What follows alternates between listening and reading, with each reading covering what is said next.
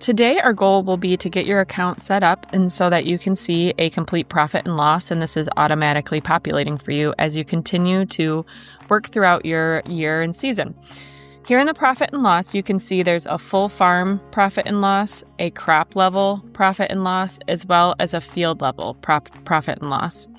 This is all coming from different areas of the app, so it's using information from all over to give you this view as you're working on your fields throughout the year. To get started, we should go ahead and first add fields. You can do this a variety of different ways, uploading shape files, adding them manually, or connecting to one of our integration partners. For now, let's select John Deere. I went through the steps to connect there, and now I'm going to manually import my field boundaries. Once I do that, it should be relatively quick to have those populate on the fields page, and sometimes refreshing the screen can help bring those over quicker. You can see here I now have some fields coming over. From there, I'm going to start planning what crops I'm going to have on my field next year. So if I was to say, I plan to grow corn or soybeans or any type of variety or commodity, I can certainly do that. If for some reason I don't find the one that I'm looking for, I can always add a commodity from here. I'm going to select corn for now and save that crop. Now that I have that on here, I can then see over here in the profit and loss, I've already kind of got started by saying, okay, I'm going to have corn on 427 acres in these specific fields in this year. Let's start populating some of the financials in here. Activities and inputs, these two features work together to help build the cost of production on the field level.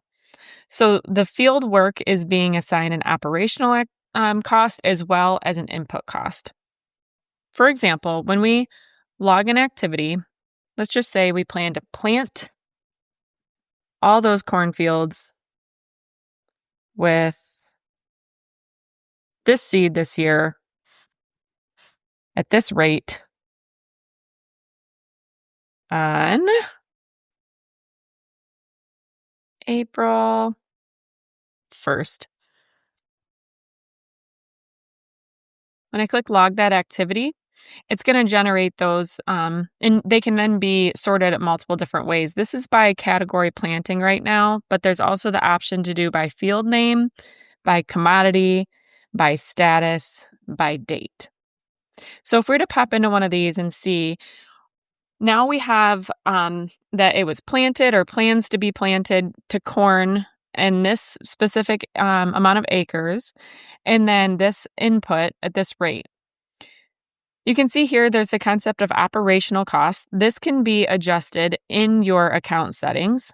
It can include anything from equipment, labor, fuel, any way that you want to think about it. If there is contract work out and there's a per acre or per hour rate for that, that's another option to adjust that operational cost. You can have as many types of activities as you want. So you could have planting with air seeder or different equipment as well. So you can select those as you're actually logging your field work. So as mentioned, the activities and inputs feature are working together to help build that field level cost of production. You can see here this log purchase button is prompting me to assign a cost to that input. And then down here, this is where all of the inputs will end up showing up. So you can see that this is prompting me, but it's not restricting me. So you can absolutely use any type of input that you need to and just come back later to assign the cost associated with that. Let's go ahead and log this purchase just out of a good example here. Let's say I bought this now from my co-op and I bought, 100 bags at $220 per. I'm going to log that purchase. So you can see here, I have some additional details about it. The date that I bought it, the where I've used it so far and how much I've used in total, as well as on each field. If I was to go back to that activities page, you can see here, you're starting to get an idea of the cost of production on a field level. When I click in, now that input cost is going to be here as well. And there's a total cost per this activity. If we check out the profit and loss, you can see here we've started to populate some costs on here for you. So just imagine if you are logging all of your field work throughout the year, this is going to continue to add up and show you where you're at with that.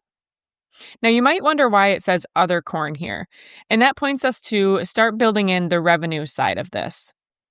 Over here in the marketing feature, what we're going to end up doing is helping you track what your commodities are worth at the current market rate, and then what your percent sold and average price sold is. We start to plan the crop for you by just taking information from throughout the account that you've already input. So here we have the corn for 2026 on these fields. The average yield is coming in from the county average, but you can adjust that. And then also you can have as many commodity and crops as you want in here. So if you have different profiles for, let's say, irrigated versus dryland corn or non-GMO, you can certainly have multiple corn crops and those fields are tagged appropriately.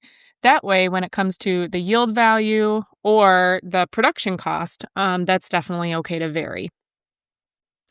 For this instance, what you can do is either drop in a single cost of production if you have that somewhere already in a spreadsheet or your tax documentation, or you can go ahead and itemize out the cost if you're planning for next year. So you can say, I think I'm going to spend this much in seed per acre or in total, this much on land, this much on fertilizer. And of course, as we've already seen, the bushel farm is going to help you track those costs throughout the year. But this is really usually planning for next year. So that's where you could drop those in to itemize and get to that cost of production. For now, I'm going to drop in this single cost and hit save. So you can see here what's happening on this marketing crop is that based on the acres and the average yield, this is the estimated amount of bushels that will be available to sell. This is the cost of production, the break even for this commodity. And then over here, you can see the unprotected value, everything. We don't have any contracts associated with this crop yet, so it's all showing as unprotected, but it is bringing in that market price. So it's going to give you an idea of your cash price, your per acre profit, and then the value of those bushels. As you start to actually contract grain, you can see here this feature, the contracts feature, is going to help you keep track of anything that you have contracted. If you do have buyers, grain buyers in the Bushel network, those can certainly come in automatically. All you would do is click the connect button here in order to make that quick connection like you would with a John Deere Climate in order to get those contracts flowing so that you don't even have to think about entering those anymore. If you are wanting to manually enter those, that's completely fine. This add contract button at the top here, you'll see if I was to just select these fields as I'm starting to fill it out. This is for crop year 26. That's the marketing crop that I want to impact, the percent sold on, the average price sold. Let's say a couple weeks ago, I did a forward cash of 15,000 and my pricing, this is actually against next year. Plan to deliver that on. And I priced all 15,000 at $450. And I'm not sure on my adjustments basis, all that yet. So I'm just going to go ahead and drop in that $450. And this is once again against that DS26. So if I save that, you can see over here in the marketing feature, it's going to update my percent sold for me. My high level numbers here as well, my projected revenue, my unprotected, and then my estimated profit based on that. So my average sold price of $450 versus the current market price of $447. And then the 20% sold and my per acre profit on that. And now that I have my marketing crop kind of established, this is a one-time thing for the year. You can always make adjustments in here. So if you come in and say, actually, I'm looking more like, looking all right, I'm looking like 780 per acre and I'm looking like 185. Can save that and you can see that's going to immediately update your cost of production, how many bushels you have to sell, what your percent sold is, what your profit would look like. So this is a nice little scenario analysis tool as well. You can actually use the marketing and the contract section together to do some of that analysis, because anything can always be edited or deleted out if you don't end up going forward with that plan.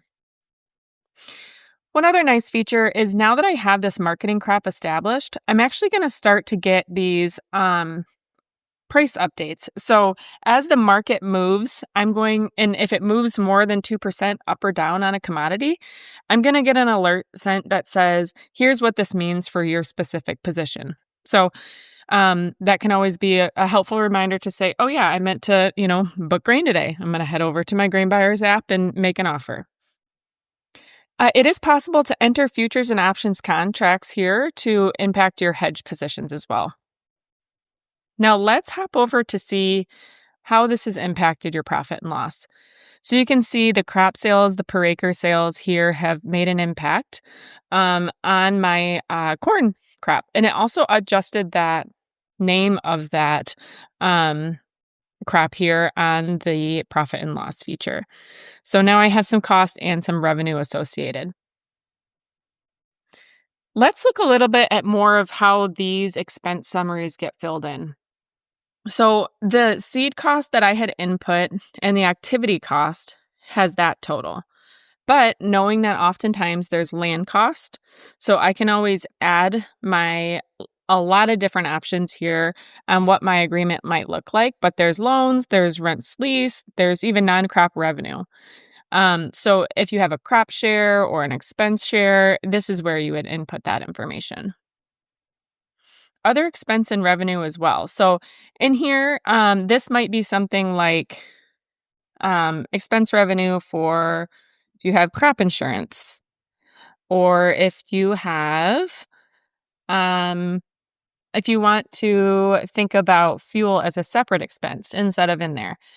In the other expenses category, this is where you can then log that expense and say, I'm paying for my crop insurance and it's going to be allocated. No, it doesn't make sense for my field crop or just my corn, maybe. It's actually an overhead expense. So I'm going to go ahead and log that expense. And then you can see here in the profit and loss that is actually going to show up down here in this bucket, but it's distributed across all of my fields, and it shows up here in my total for the farm. And that's, in summary, how you would come up with this profit and loss and make sure it's staying updated with you throughout the year. Now let's check out some of the other nice features that come along with having all of that financial analysis as well. If we look here in the fields page, you can see there's immediately this crop breakdown. So you can quickly see how many field acres, how many crop acres you have, what the percentage of each crop is. That's wonderful, right? There's also this field level information here. So any rainfall over the last 24 hours is actually going to be on a histogram for you to see when that might have been. And then any forecast for the next 24 hours to help with any spraying or field work that you need to plan to do in the next day or so. Let's go ahead and look at the rain and heat history on this field, for example. So I'm going to scroll back here and check out this graph. So it's showing right now the cumulative amount, and the gray line is the 10-year average. So you can see this field is a little under that for now. At one point, it was above it slightly. I can always grab just that date range and get a total with that range as well. There's another view in here for that daily amount, so you can see the daily charting too. And then the weekly and daily totals, you can toggle between down here to get a quick look at what that might be. So if I was to go back and see, this is the rainfall since January 1st, but if I was to log a planting activity on the April 1st, it would then track it from that date instead. Same thing with heat units. And then a little bit more information about this field. So you can see that there's satellite imagery coming in. This is the Sentinel-2 constellation, 10-meter resolution. We provide the true color as well as the NDVI. The NDVI is really here to help you just see if you can detect any crop risk. If there is things like weed pressure or insect damage, a lot of different drought, nitrogen stress, a lot of things that would show up red when normally you're looking for a pure green field that is growing healthy throughout the season. So this is kind of nice to monitor. It's typically about once a week coming in. Also on the field level, there's these details that automatically populate that can help you with reporting, which we'll show here in just a little bit. Another great feature here is the scouting. So this is the ability to actually drop a pin. Most of the time, this is used on a mobile device, and so the blue dot or GPS dot would be following you. But let's just say you were in the field scouting and you wanted to drop a pin right here and actually attach some photos of what's going on there, or actually how good the crop is looking, noting anything that you might need to. You can attach those here and save that. A date is required. Also here on the field level, you can upload yield. So this would actually come over from any John Deere climate connection that you might set up. But if you wanted to simply just set that yield manually, you can certainly do that.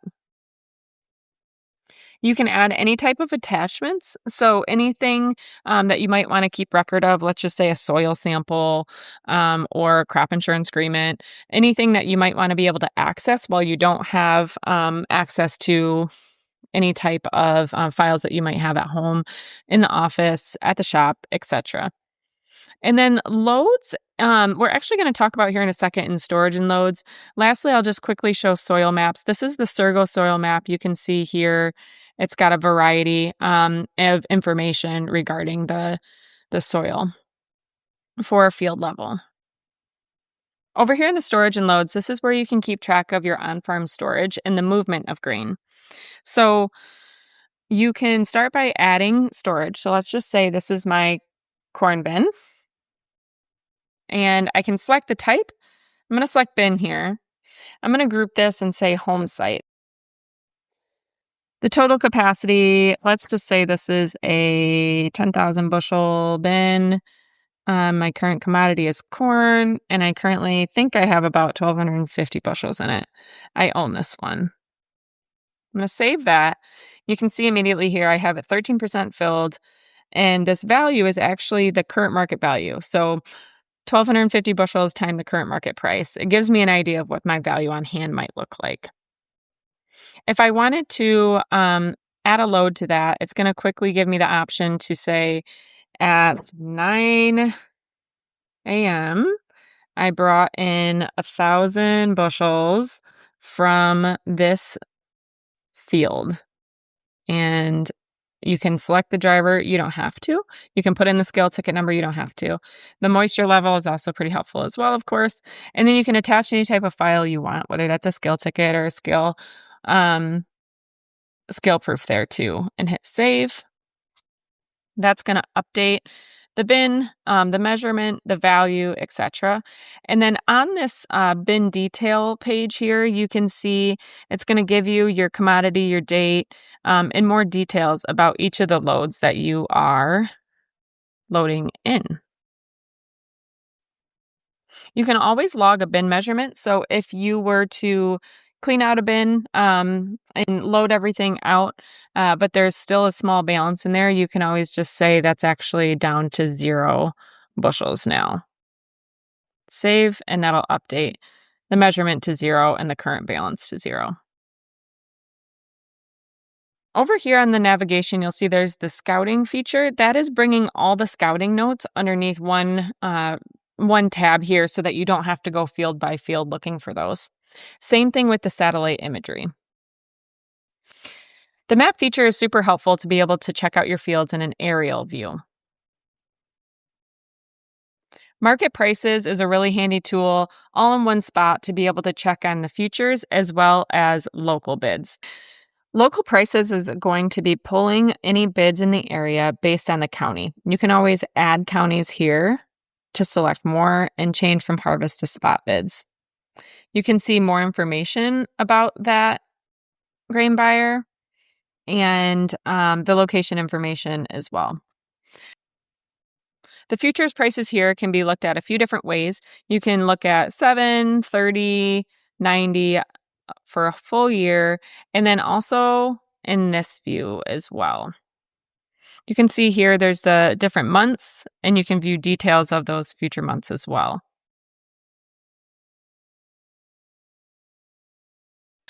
Now in the reports tab, you can see here, this is a lot of different formatted reports to help you get data out any way you might need to. So for example, the load summary is going to help you see all the loads that you have logged in your storage and loads feature. The monthly rainfall summary can help you understand what the daily amounts and total amounts for a month are on each one of your fields all in one report. The activity cost is going to help you summarize all the input and operational expenses along with your activities.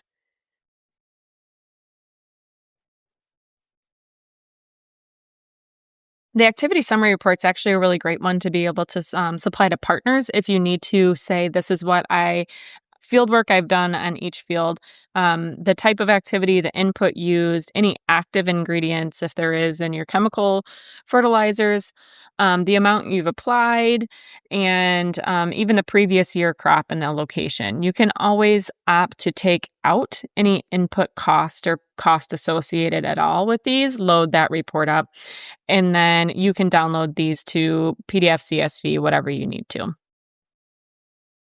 There's also some great, like there's the market position summary report. So if I wanted to just get a quick look at what my marketing plan was for that specific crop that we were looking at, or things like report of acreage even. So being able to help with my crop insurance reporting using this here and some of the populated information.